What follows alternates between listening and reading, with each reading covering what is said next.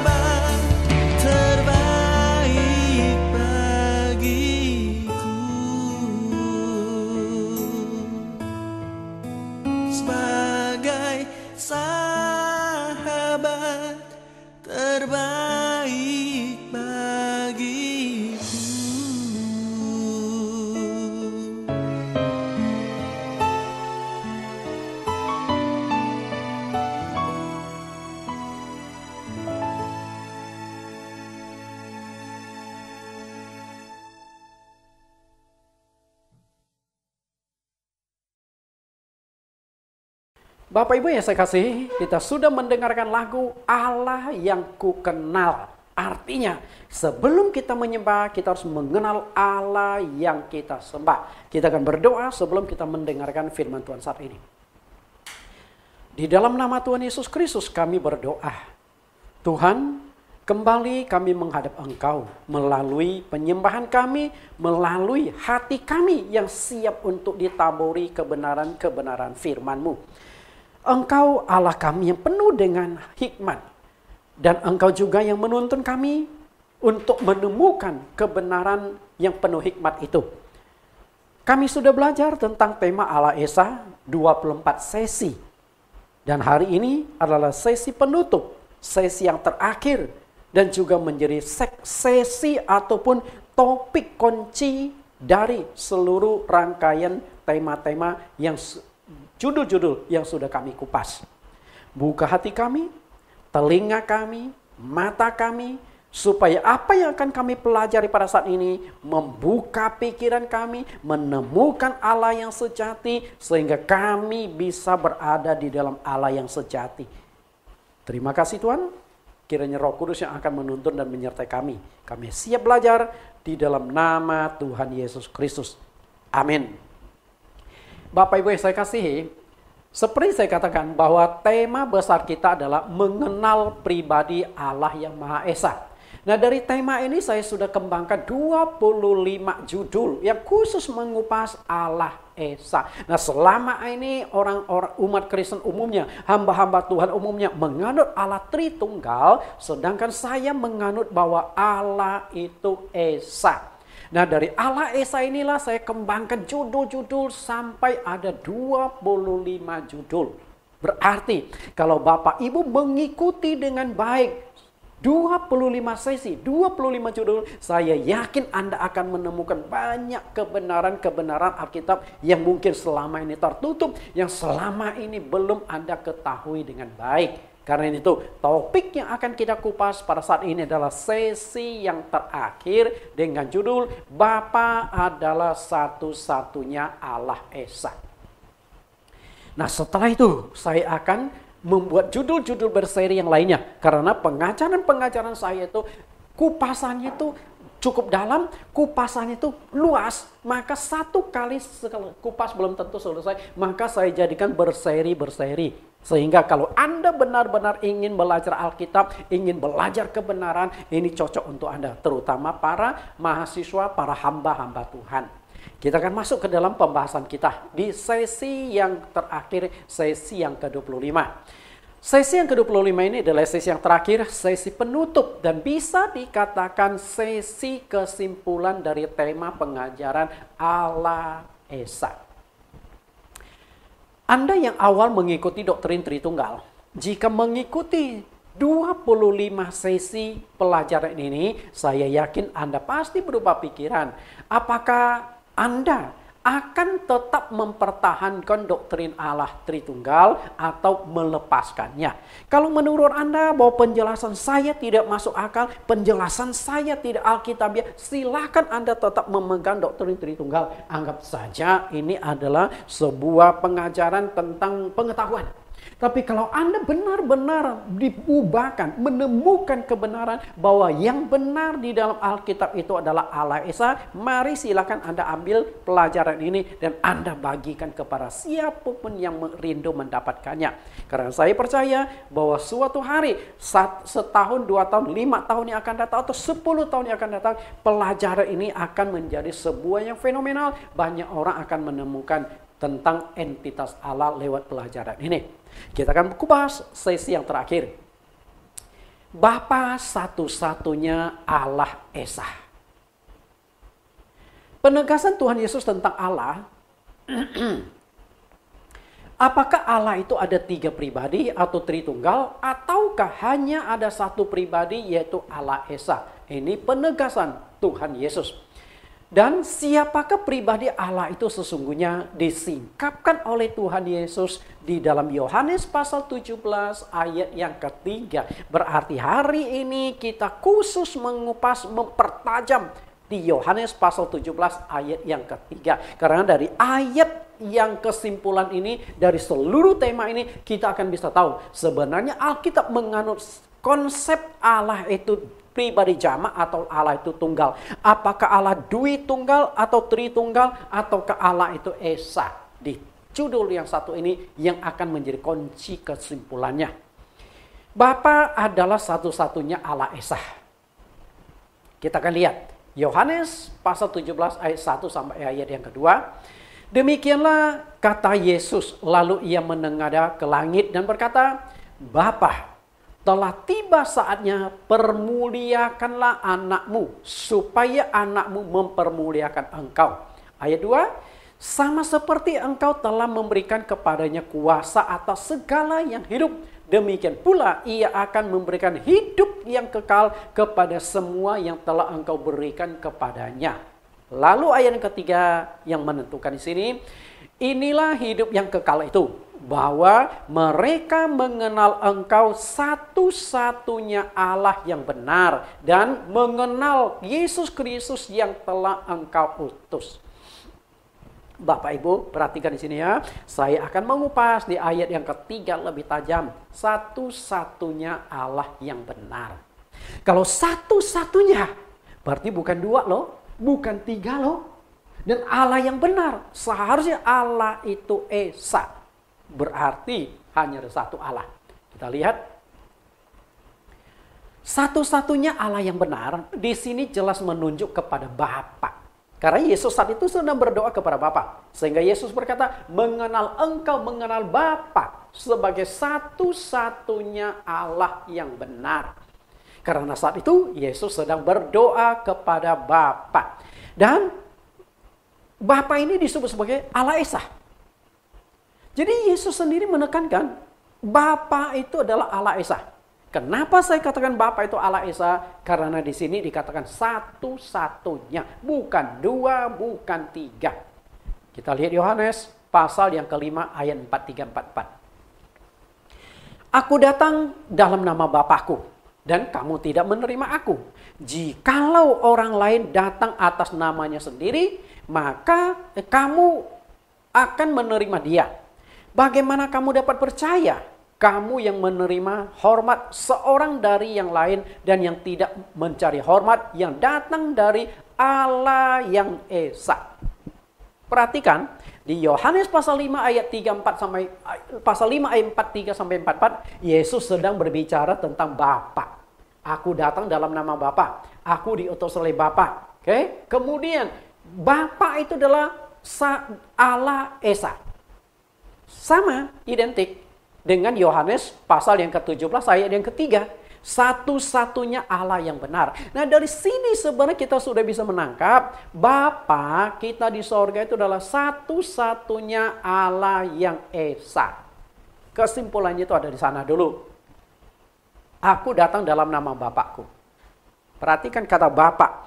Nama Bapa nanti saya akan kupas. Datang dari Allah Esa. Berarti Bapa itu adalah Allah Esa. Yang namanya Esa, itu satu-satunya. Enggak dua, enggak tiga. Oke. Bapa disebut Allah Esa.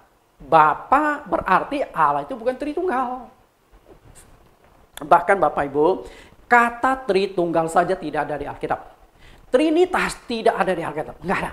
Yang Allah itu, yang ada itu Allah Esa dari perjanjian lama sampai perjanjian baru selalu ditekankan Allah Esa. Maka doktrin yang saya kupas pada saat ini, yang saya berikan judul Mengenal Allah yang Maha Esa, terdiri dari 25 sesi.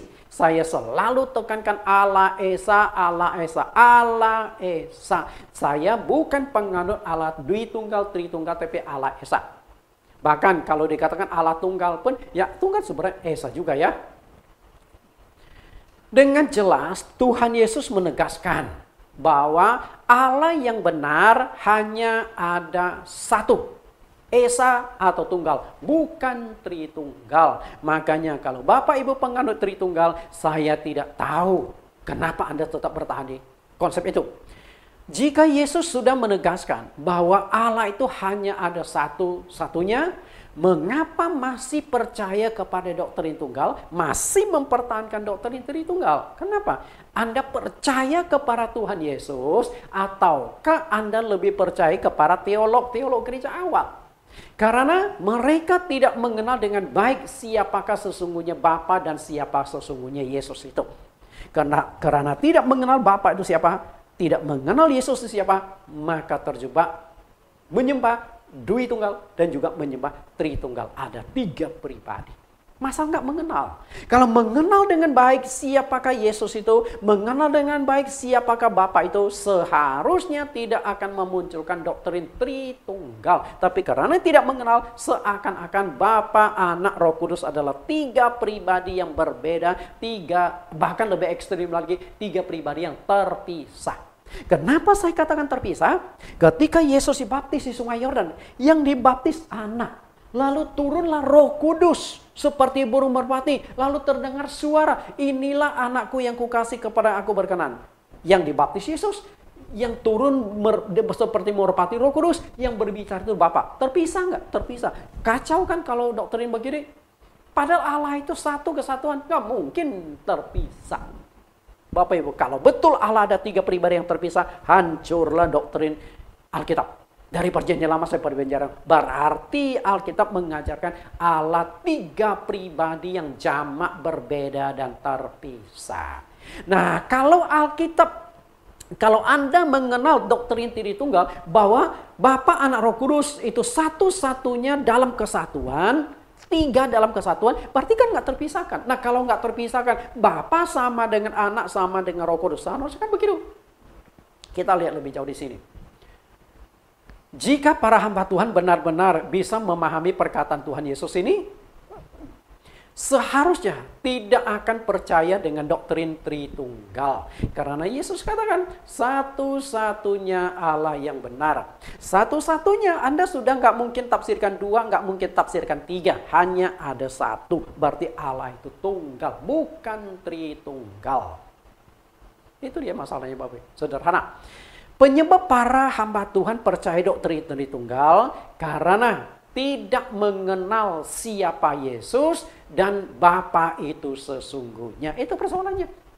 Kalau Anda tidak kenal Yesus siapa, tidak kenal Bapa itu siapa, sehingga muncul bahwa Yesus tidak sama dengan Bapa. Tapi kalau engkau mengenal dengan baik Yesus dengan Bapa hubungannya apa, maka Anda akan kata Yesus sama dengan Bapa. Apalagi Tuhan Yesus sudah katakan, aku dan Bapa adalah satu. Lihat kembali Yohanes 17 ayat 3. Satu-satunya Allah yang benar mengenal engkau. Berarti kalau muncul konsep Dui Tunggal, muncul konsep Tritunggal, nggak mengenal.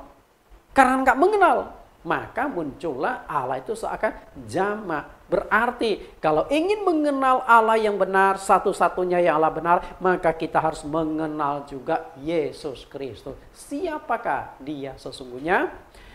Untuk bisa mengenal Allah yang benar atau Allah Esa, hanya ada satu-satunya dan tidak terjebak pada doktrin Tritunggal adalah kita harus benar-benar mengenal siapa yang kita kenal, siapa Bapa itu sesungguhnya, siapakah Yesus atau Anak itu sesungguhnya. Kalau Anda bisa mengenal Bapa dengan baik, mengenal Yesus dengan baik, Anda akan temukan Allah itu Esa, bukan 2, bukan 3. Siapakah Bapa itu sesungguhnya? Nah, kita kupas ya. Kita kupas. Bapa ini siapa? Anak ini siapa? Supaya dari kupasan tersebut kita baru bisa mengambil sebuah kesimpulan. Sesungguhnya Allah itu 3 atau Allah itu 1. Di perjanjian lama, bangsa Israel telah menyebut Allah itu sebagai Bapa mereka. Sering. Bapak. Kita lihat dulu ayat-ayatnya. Mazmur 68 ayat yang ke-6. Bapa bagi anak yatim dan pelindung bagi para janda. Itulah Allah di kediamannya yang kudus. Berarti Allah sudah disebut sebagai Bapa. Kemudian ayat lain, Mazmur 89 ayat 27. Dia pun akan berseru kepadaku, Bapakku, engkau Allahku, dan gunung batu keselamatanku. Sama ya, Bapakku, engkau Allahku. Berarti Allah itu adalah Bapa. Lalu ayat lain. Kalau tadi tulisan Daud, nah ini tulisan Nabi Yesaya. Yesaya 63:16, bukankah engkau Bapa kami? Sungguh Abraham tidak tahu apa-apa tentang kami, dan Israel tidak mengenal kami. Ya Tuhan, engkau sendiri Bapa kami, namamu ialah penebus kami sejak dahulu kala. Kembali Nabi Yesaya menegaskan bahwa Bapa itu, Allah itu adalah Bapa. Kemudian lebih spesifik lagi, Bapa itu adalah penebus. Berarti ketika kita mau mengenal Bapa itu siapa, kita harus mengenal bahwa Bapa itu adalah sang penebus. Menyelesaikan dosa. Oke? Ini akan terbawa sampai ke bawah. Bapa adalah penebus dosa. Yesaya 64 ayat 8. Tetapi sekarang, ya Tuhanku, engkaulah Bapa kami. Kamilah tanah liat dan engkaulah yang membentuk kami. Dan kami sekalian adalah buatan tanganmu. Masih banyak ayat-ayat lainnya. Di dalam perjanjian lama, Allah itu sudah disebut sebagai Bapa oleh orang-orang Israel. Oke? Allah adalah Bapa. Lalu bagaimana dengan perjanjian baru? Ternyata Allah juga disebut Bapa. Kita lihat Yohanes 8 ayat 41. Kamu mengerjakan pekerjaan Bapamu sendiri. Jawab mereka, kami tidak dilahirkan dari zina. Bapa kami satu, yaitu Allah. Jadi dari perjanjian lama sampai perjanjian baru, bangsa Israel itu sudah menyebut Allah sang pencipta. Allah yang disembah Abraham, Ishak, Yakub itu adalah Bapa. Allah nenek moyang kami. Allah Abraham, Allah Ishak, dan Allah Yakub. Lalu ayat 42. Kata Yesus kepada mereka, jikalau Allah adalah Bapamu, kamu akan mengasihi aku. Sebab aku keluar dan datang dari Allah. Dan aku datang bukan atas kehendakku sendiri, melainkan Dia yang mengutus aku. Dan Yesus tegaskan. Artinya di ayat 42, bangsa Israel, para pemimpin agama itu tidak mengenal siapakah Allah itu sesungguhnya. Karena kalau mereka mengenal Allah, seharusnya mereka terima Yesus. Karena Yesus datang itu dari Allah. Oke? Karena tidak mengenal Allah, maka mereka menolak Yesus. Kalau mereka sebenarnya mengenal Allah, berarti mereka akan menerima Yesus. Percaya Yesus itu diutus oleh Bapa. Nah sama juga, ketika engkau tidak mengenal siapa Bapa sesungguhnya, engkau tidak akan bisa mengenal Yesus dengan sesungguhnya. Dan engkau terjebaklah yang namanya doktrin Tritunggal itu. Ayat 54. Jawab Yesus, jikalau aku memuliakan diriku sendiri, maka kemuliaanku sedikit pun tidak ada artinya. Bapakulah yang memuliakan aku. Tentang siapa kamu berkata, Dia adalah Allah kami. Jadi Yesus juga tegaskan. Bangsa Israel sudah lama menyebut Allah adalah Bapa mereka. Allah adalah Bapa mereka. Dalam perjanjian lama, Allah Bapa inilah yang melakukan penciptaan alam semesta dan segala sesuatunya. Kita lihat dulu, Bapa adalah sang pencipta. Kejadian 1 ayat 1 sampai 2. Pada mulanya Allah menciptakan langit dan bumi. Bumi berbentuk dan kosong. Gelap gulita menutupi samudera raya dan roh Allah melayang-layang di atas permukaan air. Allah. Berfirmanlah Allah, jadilah terang, lalu terang itu jadi. Jadi yang melakukan penciptaan itu Allah. Okay? Dan Allah itu disebut dengan Bapa. Berarti Bapa fungsinya adalah pencipta. Saya sering jelaskan, Bapa itu sang pencipta. Berarti fungsi Bapa dalam menciptakan segala sesuatu. Tapi Bapa tidak bisa menyelamatkan manusia. Karena untuk menyelamatkan manusia harus mengambil peran lain. Karena dalam penebusan dosa dibutuhkan darah. Tapi tadi kita sudah baca ayat di Yesaya. Bapa itu penebus. Berarti Allah itu penebus. Tapi dalam penebusan dosa tidak bisa hadir karena dalam wujud yang asli yaitu roh. Karena roh tidak punya darah. Sedangkan penebusan dosa menggunakan darah. Maka nanti kita akan belajar tentang anak yang sebagai penebus. Yohanes 1 ayat 1. Pada mulanya adalah firman. Firman itu bersama-sama dengan Allah. Dan firman itu adalah Allah. Lalu ayat 2. Ia pada mulanya bersama-sama dengan Allah. Ayat 3. Segala sesuatu dijadikan oleh Dia.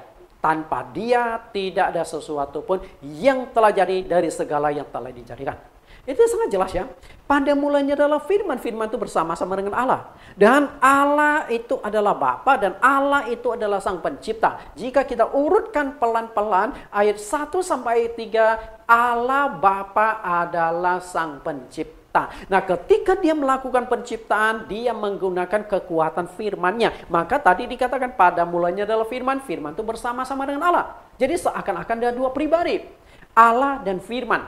Nah, di dalam proses penciptaan dengan menggunakan firman. Berfirmanlah Allah, jadilah ini. Berfirmanlah Allah, jadilah itu. Berarti Allah melakukan penciptaan lewat firman. Firman itu apa? Perkataan Allah itu sendiri. Oke, firman itu adalah Allah. Nah, yang perlu Bapak Ibu tangkap di sini adalah firman itu adalah Allah. Oke? Kelihatan jamak dulu. Pada mulanya adalah firman, firman itu bersama-sama dengan Allah. Kata bersama-sama itu pasti jamak, nggak mungkin tunggal. Sama juga, Yesus dengan Bapa kelihatan itu jamak. Tritunggal kelihatan jamak, sebenarnya itu tidak. Oke, ditunggalkan. Firman itu adalah Allah. Lalu kita pertajam. Firman itu adalah Allah, segala sesuatu dijadikan oleh Dia. Artinya firman yang melakukan penciptaan. Allah yang melakukan penciptaan dengan cara kekuatan firman. Berfirmanlah Allah, jadilah ini. Berfirmanlah ada, jadilah itu. Selama 6 hari selalu diulang-ulangi. Berfirmanlah Allah. Kemudian Yesus Kristus. Kita sudah mengenali Allah, Bapa. Bapa adalah Allah. Allah adalah Bapa. Perjanjian lama maupun perjanjian baru. Kita sudah ketemu ya. Dan Bapa inilah yang melakukan penciptaan. Nah, sekarang kita akan mengenal Yesus. Yesus ini sesungguhnya siapa? Salah satu kesulitan yang untuk kita mengenal siapakah jati diri Yesus Kristus yang sesungguhnya adalah masalah bahasa kiasan. Itu masalahnya. Yang dipakai untuk melukiskan hubungan antara Yesus dengan Bapa. Kalau Anda tidak mengerti bahasa kiasan, maka Anda akan terjebak menganggap Yesus dengan Bapa itu adalah dua orang yang berbeda. Ya, bahasa kiasan. Karena itu Yesus memperkenalkan Bapa itu dengan menggunakan bahasa kiasan. Nah, itu dicatatkan di Yohanes pasal 16 ayat 25. Kita akan lihat dulu perkataan Yesus masalah bahasa kiasan. Kita harus pahami dulu. Yohanes 16 ayat yang ke-25. Kiasan. Yohanes 16 ayat 25. Semuanya ini kukatakan kepadamu dengan kiasan. Akan tiba saatnya aku tidak lagi berkata-kata kepadamu dengan kiasan, tetapi terus terang memberitakan Bapa kepada kamu. Dari satu ayat ini 2 kali ditekankan kata kiasan. Kiasan. Berarti selama ini Yesus menyampaikan kebenaran itu lewat perumpamaan-perumpamaan, lewat kiasan dan sebagainya. Kita lihat dulu di Matius pasal 13 ayat 34. Semua itu disampaikan Yesus kepada orang banyak dengan perumpamaan. Dan tanpa perumpamaan, suatu pun tidak disampaikannya kepada mereka. Hampir semua pengajaran-pengajaran Yesus selalu perumpamaan-perumpamaan. Nah, yang namanya perumpamaan itu bukan makna sesungguhnya. Anda harus mengerti perumpamaan itu. Sama juga, perumpamaan dengan kiasan juga hampir mirip. Oke, kalau kiasan lebih tepatnya tuh simbol. Kalau perumpamaan itu sebuah cerita fiktif yang dibuat oleh Tuhan Yesus untuk memberikan sebuah pengajaran. Berarti perumpamaan itu bukan fakta sesungguhnya, sebuah cerita fiktif. Tapi cerita fiktif mengandung kebenaran untuk disampaikan. Namun ketika memperkenalkan jati diri Bapa, Tuhan Yesus tidak memakai perumpamaan, tapi memakai kiasan. Nah, kiasan dengan perumpamaan lebih dekat kiasan.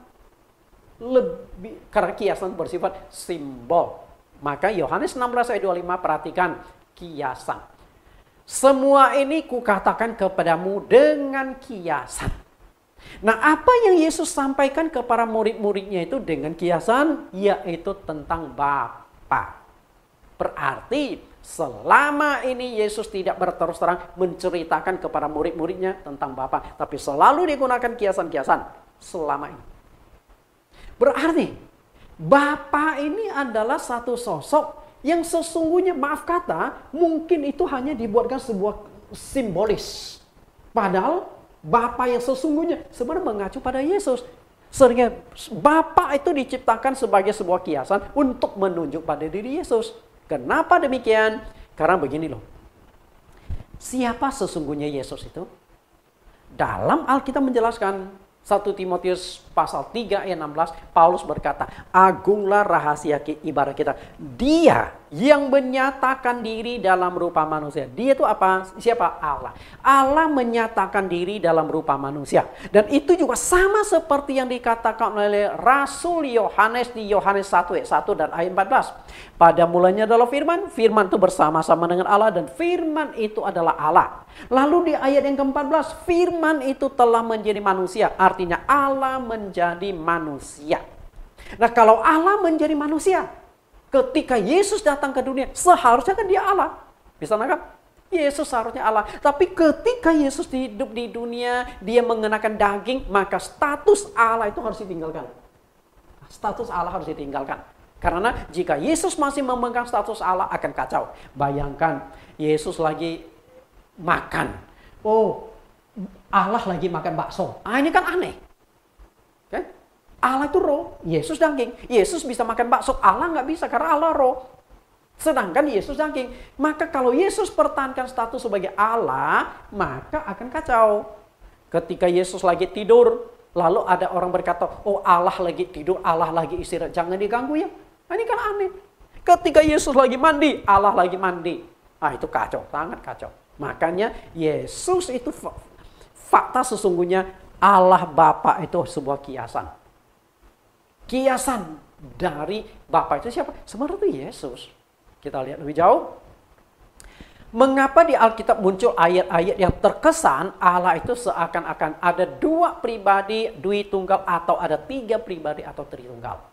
Karena masalah kiasan tadi.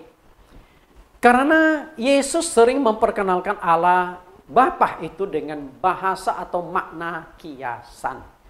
Kiasan artinya bukan makna sesungguhnya. Oke, bukan makna sesungguhnya. Berarti Bapa, Anak, Roh Kudus bukan pribadi yang sesungguhnya. Pribadi yang sesungguhnya hanya satu. Bapa, Anak, Roh Kudus hanya sebutan. Hanya peran fungsi atau dikiaskan. Karena kiasan itu dibutuhkan untuk menunjuk pada fungsi-fungsi. Mengapa bisa muncul konsep Dwi Tunggal dan Tritunggal? Masalah kiasan ya. Karena Yesus menggunakan bahasa kiasan. Contoh bahasa kiasan. Aku melakukan pekerjaan Bapa. Dua pribadi kan? Berarti pekerjaan itu bukan tugasnya Yesus, tapi tugasnya Bapa. Aku hanya menjalankan. Karena begini dong. Di perjanjian lama dikatakan Allah adalah penebus. Berarti Allah Bapa itu yang harus menebus dosa manusia. Tapi Bapa itu roh, tidak bisa menebus dosa manusia. Karena dalam penebusan dosa harus ada darah yang ditumpahkan. Nah tugas siapa? Tugas Yesus. Karena Yesus adalah manusia. Allah yang lahir menjadi manusia, maka punya darah. Maka Yesus berkata, aku melakukan pekerjaan Bapa. Berarti penebusan itu sebagai tugas Bapa, tapi dijalankan oleh sang anak. Lalu, aku diutus oleh Bapa. Aku diutus oleh Bapa. Berarti Yesus datang, dia nggak bisa datang kadang kucuk-kucuk datang kepada bangsa Israel. Aku adalah Allah, nggak bisa. Aku diutus oleh Allah Bapa. Tujuannya apa? Bangsa Israel bisa terima Allah itu Bapa. Allah Bapa atau perjanjian lama itu Allah. Tapi Allah mengutus Yesus. Nah Yesus mereka nggak bisa terima. Gitu loh. Yesus disebut utusan saja nggak bisa diterima loh.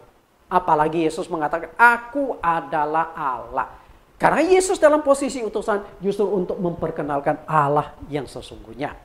Aku anak Allah. Ini kan sebuah kiasan. Bukan berarti Allah punya anak. Seperti dalam pemahaman doktrin agama seberang, Allah tidak beranak dan tidak diperanakkan. Berarti kalau orang Kristen menyebut Yesus anak Allah itu sesat. Itu kan kiasan, istilah.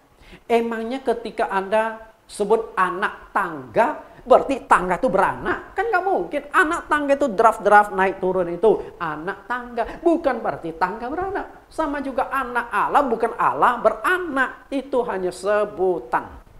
Kemudian, aku datang dan kembali kepada Bapa. Dia harus dari sumbernya.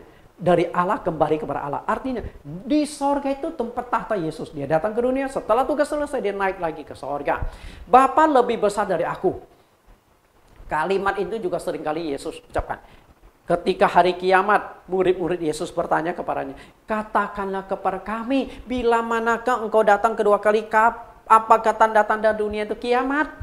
Yesus berkata, tentang hari tidak seorang pun tahu. Malaikat di sorga tidak tahu, anak juga tidak tahu, hanya Bapa sendiri tahu.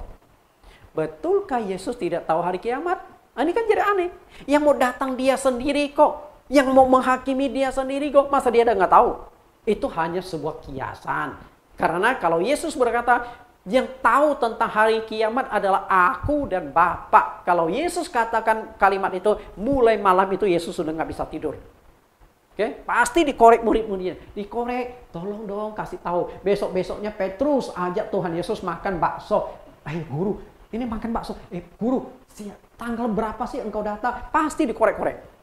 Tapi Yesus lemparkan kepada Bapa. Aku nggak tahu, Bapa yang tahu. Kalau mau tahu tanya Bapa. Nah itu kan selesai. Apa Yesus nggak tahu tentang kiamat? Nggak mungkin. Aku datang dalam nama Bapa.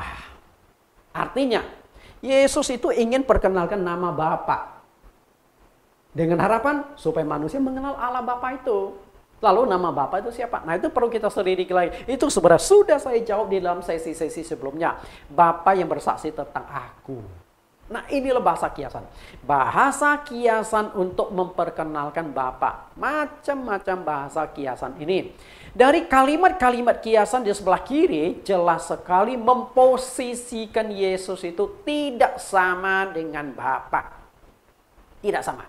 Maka mereka yang mengenal Allah Tritunggal itu punya sebuah gambar untuk menjelaskan tentang Allah tentang segitiga. Bapa, Anak, Roh Kudus. Lalu Allah di tengah-tengah. Bapa tidak sama di tengah. Bapa sama dengan Allah, Anak sama dengan Allah, Roh Kudus sama dengan Allah. Tapi di pinggir kiri kanan beda. Bapa tidak sama dengan Anak, Anak tidak sama dengan Roh Kudus tidak sama dengan Bapa. Kan jadi aneh. Kenapa bisa demikian? Karena tidak memahami. Tidak memahami tentang bahasa kiasan. Sehingga Yesus tidak sama dengan Bapa. Karena itulah dari posisi kalimat-kalimat seperti di sebelah kiri inilah dibangunlah sebuah konsep oleh para teolog-teolog gereja awal yang menganut Allah Tritunggal. Konsepnya adalah seperti ini. Perhatikan konsep segitiga ini. Di tengah-tengah Allah, di atas Bapa, di sisi kiri Anak, di sisi kanan Roh Kudus.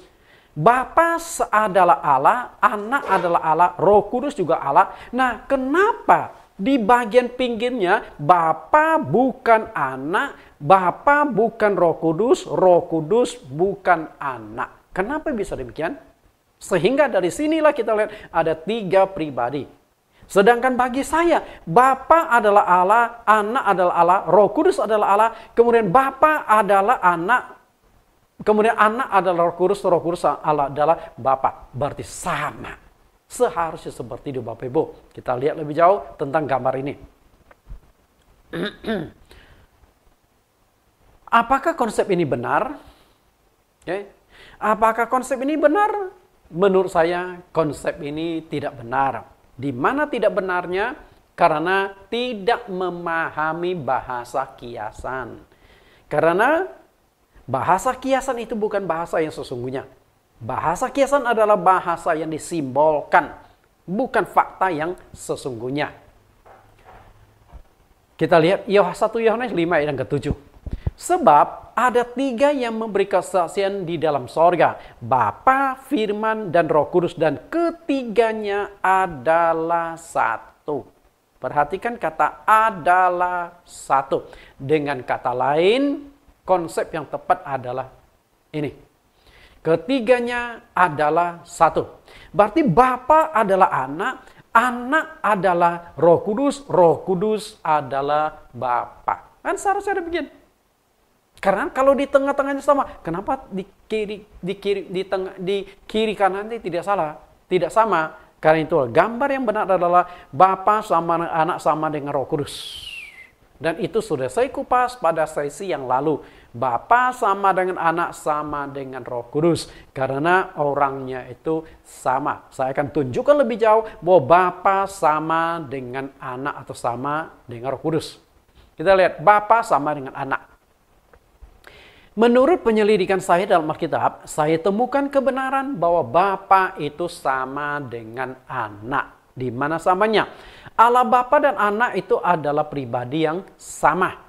Di bawah ini akan saya buktikan bahwa Yesus Kristus dan Bapa itu adalah pribadi yang sama. Berarti ketika kita memahami atau mengenal Yesus dengan Bapa, pasti kita akan menemukan pribadi itu sama. Kita lihat Bapa sama dengan anak. Yohanes 14 ayat 7. Sekiranya kamu mengenal aku, pasti kamu juga mengenal Bapakku. Sekarang ini, kamu mengenal dia dan kamu telah melihat dia. Sama enggak? Ketika kita mengenal Yesus, berarti sudah kenal Bapa. Kita sudah melihat Yesus, berarti sudah melihat Bapa. Berarti orangnya itu sama. Karena jika tidak, kalimat ini nggak bisa. Misalnya, saya berkata, kalau kalian sudah kenal saya, berarti sudah kenal Bapak saya. Kan nggak bisa. Walaupun saya dengan bapak saya itu wajahnya mirip, tetap tidak sama. Namanya saja sudah salah. Nama saya Nathan, papa saya namanya Mustahri. Itu kan sudah beda. Usianya beda, wajahnya beda, tinggi badannya beda, berat badannya beda, semuanya beda. Sehingga saya tidak bisa berkata, kalau sudah kenal aku, berarti sudah kenal Bapakku. Kalau sudah melihat aku, berarti sudah melihat Bapakku. Nggak bisa. Tapi kenapa Yesus bisa ucapkan kalimat demikian? Karena dia dan Bapa itu orangnya sama. Karena itu, apakah penganut Tritunggal itu bisa nangkap ayat yang ke-7? Tidak bisa. Jangankan penganut Tritunggal, murid-murid Yesus saja tidak bisa menangkap. Sehingga mereka beranggapan bahwa Yesus dengan Bapa itu adalah pribadi yang berbeda atau tidak sama. Maka ketika Yesus katakan di ayat yang ke-7, murid-murid tidak nangkap. Tapi mereka tidak berani bertanya. Mereka saling memandang, mungkin saling sikut-sikut. Coba kamu tanya deh yang lebih jelas. Ini sikut lagi, kamu tanya yang lebih jelas. Karena itulah, sampai akhirnya si Filipus yang kena sikut. Mungkin Filipus akhirnya lihat kiri kanan, sudah nggak ada yang bisa tanya. Lalu dia bertanya. Ketika Filipus bertanya, dia mewakili teman-temannya. Karena dia lihat semua temannya pada bingung. Kalimat yang diucapkan Filipus adalah, tunjukkanlah Bapa itu kepada kami. Itu sudah cukup bagi kami. Perhatikan kata kami, berarti Filipus bertanya itu mewakili teman-temannya, bukan pada dirinya. Kalau dia sendiri nggak mengerti, kan dia berkata, tunjukkan Bapa itu kepadaku. Supaya aku bisa ngerti, supaya aku sudah jelas. Dan akhirnya, murid Tuhan Yesus kena semprot. Filipus kena semprot. Telah sekian lama aku bersama-sama kamu Filipus, namun engkau tidak mengenal aku. Barang siapa telah melihat aku, ia telah melihat Bapa. Bagaimana engkau berkata, tunjukkan Bapa itu kepada kami? Sebenarnya jelas kan? Dengan kalimat, Filipus, lu ini kelewatan juga ya. Sekian lama 3 tahun siang dan malam kamu bersama-sama aku, tapi kamu tidak mengenal aku. Sehingga Yesus ulangi kalimatnya di ayat yang ke-7. Barang siapa telah melihat aku, ia telah melihat Bapa. Di ayat yang ke-7 sebenarnya kalimat sangat aktif saat ini. Sekiranya kamu mengenal aku, pasti kamu mengenal Bapa. Sekarang ini, di ayat yang ke-7, sekarang ini, saat ini, bukan nanti, bukan yang lalu, saat ini. Kalian itu sedang melihat Bapa, sudah mengenal Bapa. Jelas sebenarnya. Kemudian, ayat yang ke-10. Tidak percayakah engkau bahwa aku di dalam Bapa, Bapa di dalam aku? Oke, jelas nggak di sini? Aku di dalam Bapa, Bapa di dalam aku. Nah, kalau Yesus ada di dalam Bapa, Bapa ada di dalam Yesus, seharusnya Bapa dengan Yesus itu sama.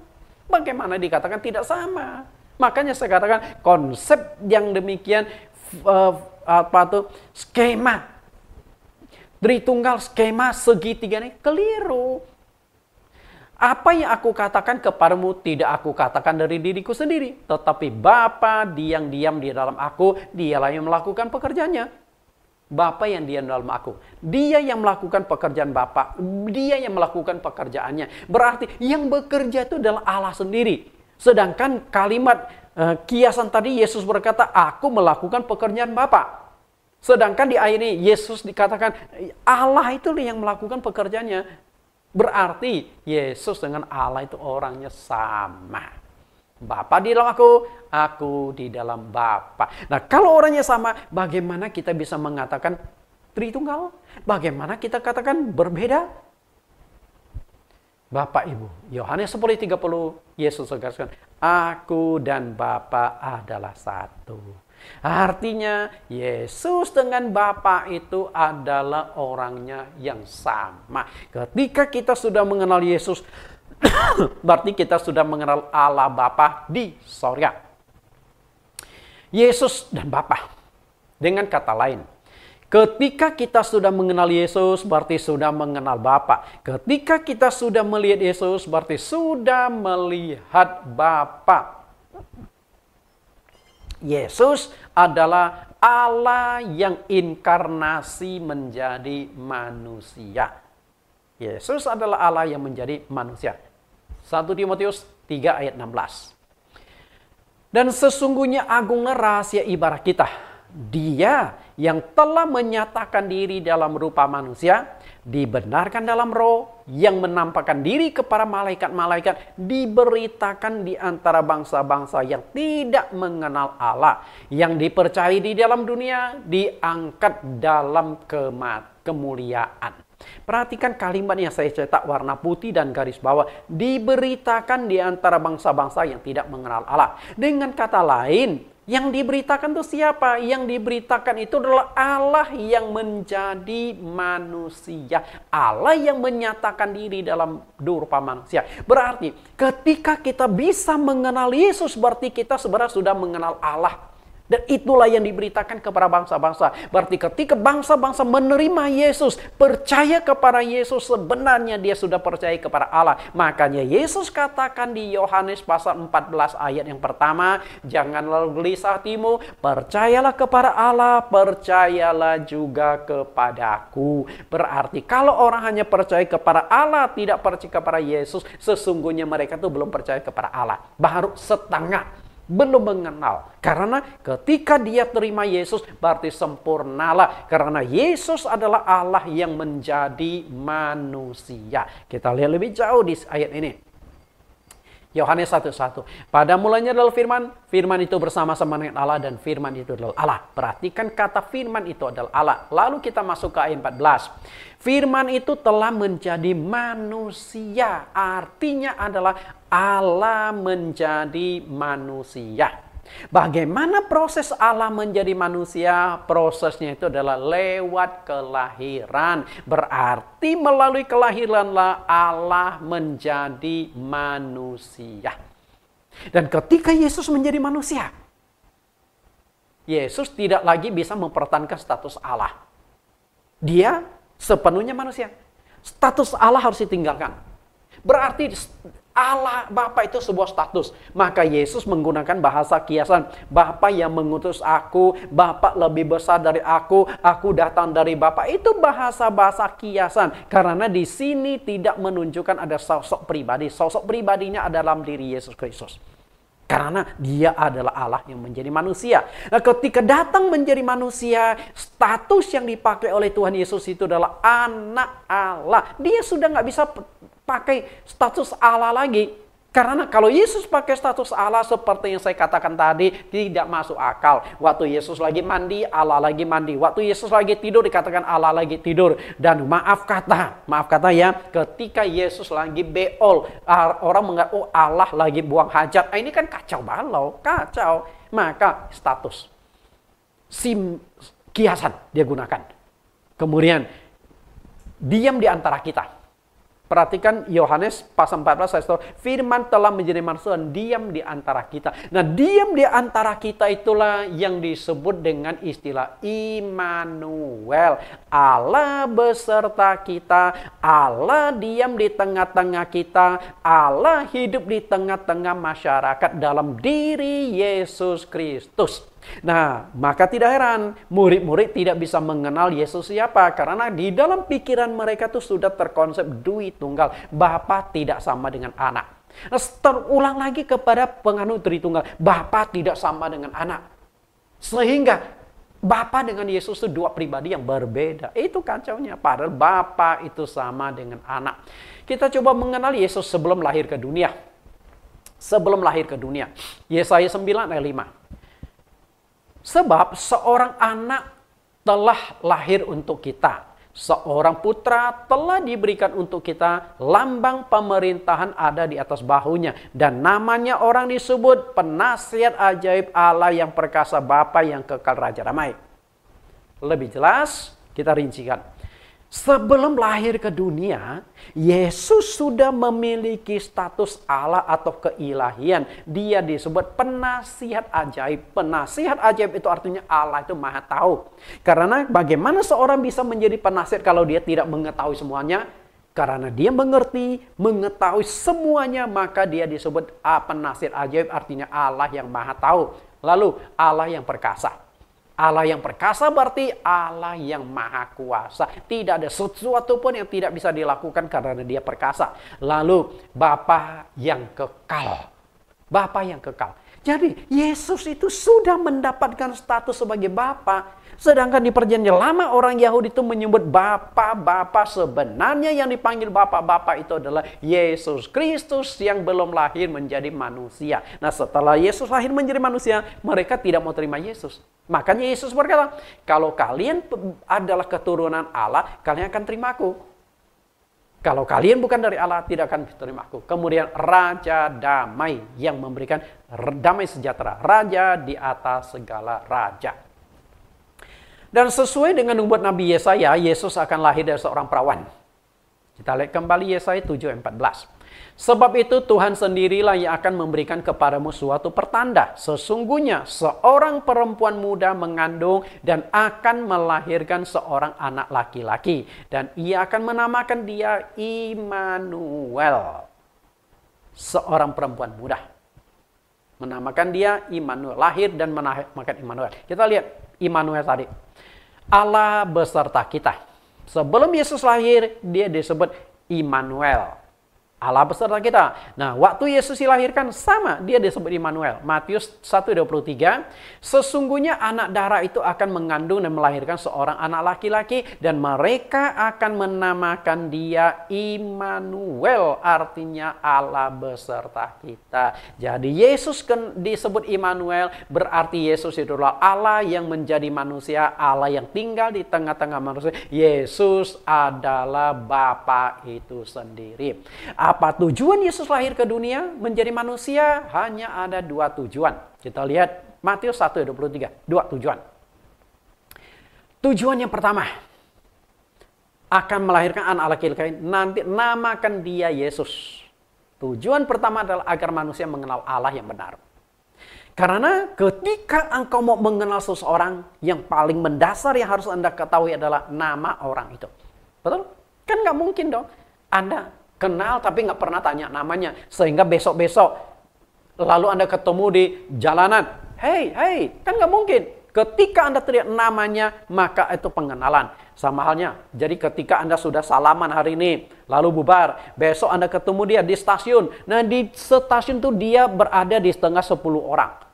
Kalau 10 orang Anda tidak bisa panggil dia dong. Anda mau panggil, hoi, 10 orang melihat Anda. Tapi kalau Anda sebut nama dia, Pak Nathan. Nah, yang akan angkat tangan melambai itu adalah Nathan. Yang lain nggak peduli karena dia bukan nama Nathan. Jadi nama adalah pengenal. Lalu yang kedua, menyelamatkan umatnya dari dosa mereka. Agar manusia bisa ditebus dari dosa, maka harus dibutuhkan darah. Sementara Allah itu tidak punya darah. Nah, bagaimana supaya Allah punya darah? Maka Allah harus menjadi manusia. Karena tujuan Yesus lahir ke dunia adalah memperkenalkan Allah Bapa. Yohanes 5 ayat 20. Akan tetapi kita tahu bahwa anak Allah telah datang dan telah mengaruniakan pengertian kepada kita supaya kita mengenal yang benar. Dan kita ada di dalam yang benar, di dalam anaknya Yesus Kristus. Dia adalah Allah yang benar, hidup yang kekal. Jelas sekali, Yesus Kristus. Dia adalah Allah yang benar. Allah yang kekal. Allah yang maha kuasa, Allah yang maha esa. Nah, dari sini sebenarnya kita sudah menemukan sebuah jawabannya jelas dan tegas. Yesus adalah Allah yang maha esa itu. Apa tujuan Yesus lahir ke dunia? Tujuannya menyelesaikan dosa. Karena itulah Yesus dikenal sebagai juru selamat dunia. Juru selamat dunia. Lukas 2:10. Lalu kata malaikat itu kepada mereka, jangan takut, sebab sesungguhnya aku memberitakan kepadamu kesukaan besar bagi seluruh bangsa. Hari ini telah lahir bagimu juru selamat, yaitu Kristus Tuhan di kota Daud. Di dalam perjanjian lama, Allah itu disebut juru selamat. Di perjanjian lama, Allah disebut juru selamat. Sedangkan di perjanjian baru, Yesus Kristus disebut juru selamat. Berarti Yesus adalah juru selamat bagi seluruh bangsa. Perjanjian lama, perjanjian baru, juru selamatnya sama, yaitu Yesus Kristus. Dan Yesus Kristus menjadi juru selamat itu bukan sekelompok orang, tetapi seluruh bangsa. Dengan kata lain, selain Yesus Kristus, tidak ada juru selamat yang lain lagi. Karena di dalam perjanjian lama, Yesaya 43:11, Aku adalah Tuhan,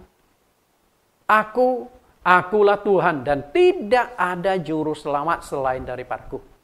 Jadi melalui Nabi Yesaya, Allah menegaskan bahwa Dia satu-satunya juru selamat. Oke, perjanjian lama. Lalu di perjanjian baru. Namun dalam perjanjian baru, juru selamat itu ditegaskan bahwa Dia adalah Yesus Kristus. Yesus adalah juru selamat tunggal. Apakah juru selamat itu jadi ada dua? Perjanjian lama satu, perjanjian baru satu? Tentu tidak. Perjanjian lama dengan perjanjian baru orangnya itu sama, karena Yesus adalah Allah yang menjadi manusia. Nah, dari sini kita sudah tahu Yesus sama dengan Bapa, sama-sama dengan juru selamat. Jadi Bapa adalah juru selamat, Allah adalah juru selamat. Nah, dalam menjalankan juru selamat ini dibutuhkan darah. Bapa tidak punya darah. Nah, bagaimana supaya Bapa punya darah? Maka harus diperankan lewat anak. Karena anak itu telah lahir ke dunia. Maka anak punya darah. Sehingga Yesus adalah Bapa yang menjadi manusia. Nah, kalau Bapa yang menjadi manusia, bukankah Yesus itu adalah Allah yang Maha Esa? Sebenarnya Allah adalah satu-satunya juru selamat. Namun dalam melakukan penyelamatan dibutuhkan unsur utama, yaitu darah. Ibrani 9:22. Dan hampir segala sesuatu disucikan menurut hukum Taurat dengan darah. Dan tanpa penumpahan darah tidak ada pengampunan. Perhatikan, tanpa penumpahan darah tidak ada pengampunan. Persoalannya adalah Allah itu roh.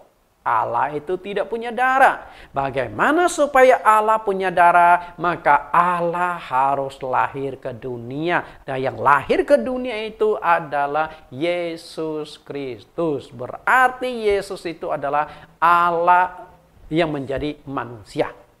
Allah yang menjadi manusia. Agar Allah memiliki darah, maka Allah harus menjadi manusia. Cara Allah menjadi manusia adalah lewat kelahiran. Jadi sebenarnya yang lahir ke dunia itu adalah Allah Bapa. Berarti ketika kita sudah mengenal Allah Bapa, kita sudah mengenal Yesus. Melalui kelahiran diri Yesus, kini Allah Bapa telah memiliki darah penebusan dosa. Seperti yang Yesus katakan di Matius 26:28, sebab inilah darahku, darah perjanjian yang ditumpahkan bagi banyak orang untuk pengampunan dosa. Karena itu, Yesus adalah Allah yang menjadi manusia. Hidup kekal. Semua orang percaya pasti berharap masuk ke sorga dan terlepas dari neraka. Sorga neraka itu pasti dipercaya oleh semua agama. Semua orang yang beragama pasti berharap masuk sorga setelah mati. Dan untuk masuk ke sorga, satu-satunya adalah mengenal pemilik sorga. Siapakah pemilik sorga? Allah yang Esa. Okay? Namun sayangnya tidak semua orang mengenal siapakah pemilik sorga itu. Akibatnya banyak orang yang tidak banyak orang yang aktif namun di luar kebenaran. Berarti sebelum menemukan Allah yang benar. Hidup kekal. Yohanes 17 ayat 3. Inilah hidup yang kekal itu, yaitu bahwa mereka mengenal Engkau satu-satunya Allah yang benar dan mengenal Yesus Kristus yang telah Engkau utus. Hidup yang kekal ditentukan oleh pengenalan. Kalau Anda mengenal Allah yang benar, maka engkau akan dapatkan hidup yang kekal. Lalu Allah yang benar itu siapa? Allah yang benar adalah Yesus Kristus. Dengan demikian, saya sudah kupas, saya sudah jelaskan tentang Yohanes 17 ayat 3 sebagai kesimpulannya. Harus mengenal siapakah sesungguhnya Allah yang Esa, harus mengenal siapakah sesungguhnya Yesus Kristus. Berarti kalau engkau sudah mengenal Yesus, seharusnya engkau sudah mengenal Allah. Dan Allah itu hanya satu-satunya Allah yang kekal. Mengapa harus mengenal Allah dengan baik? Mengenal dengan baik Allah Bapa dan Yesus, karena dalam misi keselamatan dari Allah bagi manusia itu melihat Bapa, Allah Esa, dan melihat Yesus Kristus. Dengan kata lain, ketika kita sudah mengenal Yesus, berarti sudah mengenal Allah. Yohanes 3:16-17, karena begitu besarnya kasih Allah akan dunia ini, sehingga ia telah mengaruniakan anaknya yang tunggal, supaya setiap orang yang percaya kepadanya tidak binasa, melainkan beroleh hidup yang kekal. Sebab Allah mengutus anaknya ke dalam dunia bukan untuk menghakimi dunia, melainkan untuk menyelamatkannya oleh Dia. Karena itu satu-satunya syarat keselamatan percaya kepada Yesus Kristus. Dan ketika engkau percaya Yesus, maka engkau sudah percaya kepada Allah. Berarti hidup kekal itu harus mengenal Bapa ini siapa, harus mengenal Yesus itu siapa. Seperti yang Tuhan Yesus katakan Yohanes 14 ayat 7, kalau engkau sudah mengenal aku, berarti sudah mengenal Bapa, sudah melihat aku, sudah melihat Bapa, karena aku dan Bapa adalah satu. Nah, kalau Yesus dan Bapa itu adalah satu, berarti kesimpulannya Yesus Kristus adalah Allah yang Maha Esa. Kesimpulan seluruh khotbah saya, kesimpulan dari seluruh pelajaran 25 judul, Yesus Kristus adalah Allah yang Maha Esa. Kita lihat kesimpulannya, Yohanes 20:27. Kemudian ia berkata kepada Thomas, taruhlah jarimu di sini dan lihatlah tanganku. Ulurkanlah tanganmu dan cucukkanlah ke dalam lambungku. Jangan engkau tidak percaya lagi, melainkan percayalah. Perhatikan kata Thomas. Ya, jawab Thomas, ya Tuhanku dan Allahku. Berarti Yesus adalah Tuhan, Yesus adalah Allah, dan Yesus adalah Allah yang Maha Esa. Kesimpulan kesimpulan adalah Yesus adalah Allah yang Maha Esa. Mengenal Yesus berarti sudah mengenal Bapa. Dan untuk bisa mengenal lebih jauh, silakan masuk ke dalam link YouTube Bible Teaching Ministry. Saya sudah sampaikan total 25 episode mengenal Allah yang Esa. Semua itu Bapak Ibu bisa lihat kembali secara lengkap di link Bible Teaching Ministry. Karena doktrin yang benar itu adalah doktrin Allah Esa, bukan doktrin Tritunggal. Tuhan Yesus sudah tegaskan di sini. Semua sesi itu ada di sini. Tuhan Yesus berkati. Kita tundukkan kepala kita berdoa. Di dalam nama Tuhan Yesus kami berdoa. Terima kasih Tuhan. Kami sudah belajar dan ini adalah sesi yang terakhir. Sesi kesimpulan. Dan kesimpulannya kami tangkap Yesus Kristus adalah satu-satunya Allah Esa. Di Yohanes pasal 17 ayat yang ketiga, satu-satunya Allah. Berarti Allah itu hanya ada satu, bukan dua, bukan tiga. Allah itu Maha Esa. Semoga apa yang sudah kami pelajari dan kesimpulan pada hari ini sebagai penutup khotbah yang panjang, Yesus Kristus adalah Allah yang Maha Esa. Demikian doa permohonan kami, dan kami berharap agar 25 sesi ini banyak memperkenalkan kepada orang yang ragu-ragu, yang belum jelas tentang siapakah entitas Allah. Agar kebenaran ini menuntun kami pada keselamatan. Demikian kami berdoa di dalam nama Tuhan Yesus. Amin. Bapak Ibu, kita dengarkan sebuah penyembahan Bapa yang terbaik. Lagu yang memperkenalkan Bapa, dan Bapa itu adalah Yesus Kristus itu sendiri.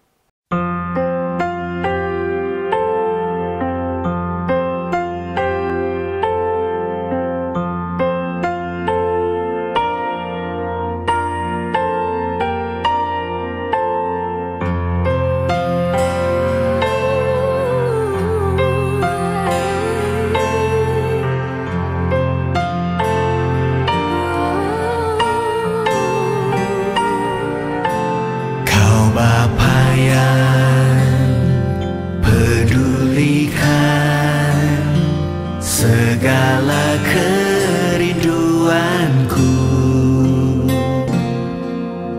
Kau Bapa yang perhatikan setiap kebutuhanku.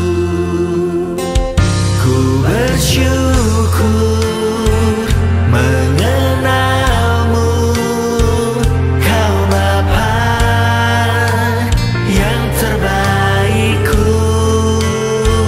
Ku mau selalu mengasihimu, Kau Bapa yang terbaikku.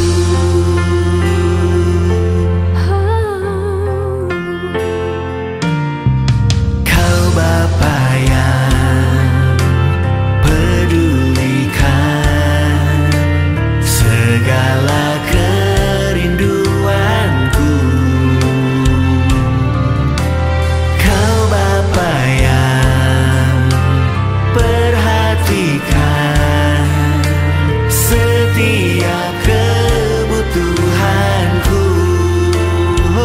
Ku bersyukur mengenalmu, Kau Bapa yang terbaikku.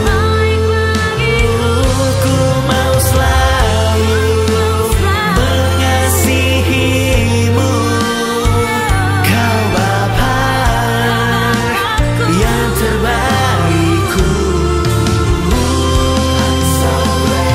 I'm so grateful to know you, Lord. You're the best, Heavenly Father. Love you forever. You're the best, Heavenly Father. You're the best, Heavenly Father. Kau Bapa yang terbaikku.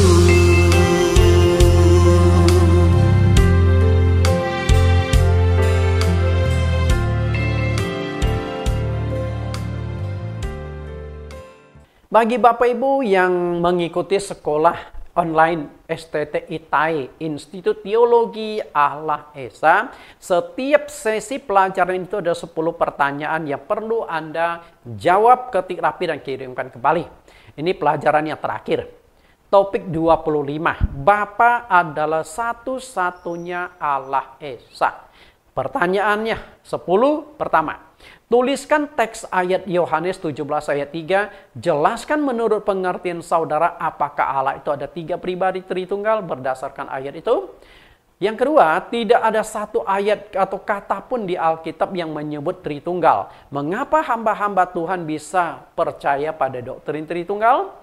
3. Tuliskan teks 4 ayat Alkitab yang menegaskan bahwa sejak dari perjanjian lama, bangsa Israel sudah menyebut Allah itu Bapa. Kelima, tuliskan teks ayat yang menegaskan Yesus sering memperkenalkan Bapa dengan makna kiasan, sehingga kita sulit mengenal pribadi Bapa.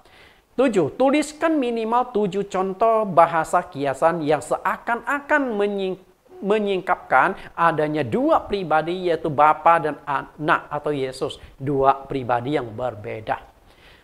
6. Tuliskan teks ayat Alkitab yang mengungkapkan bahwa Bapa, Firman, dan Roh Kudus adalah satu pribadi yang sama.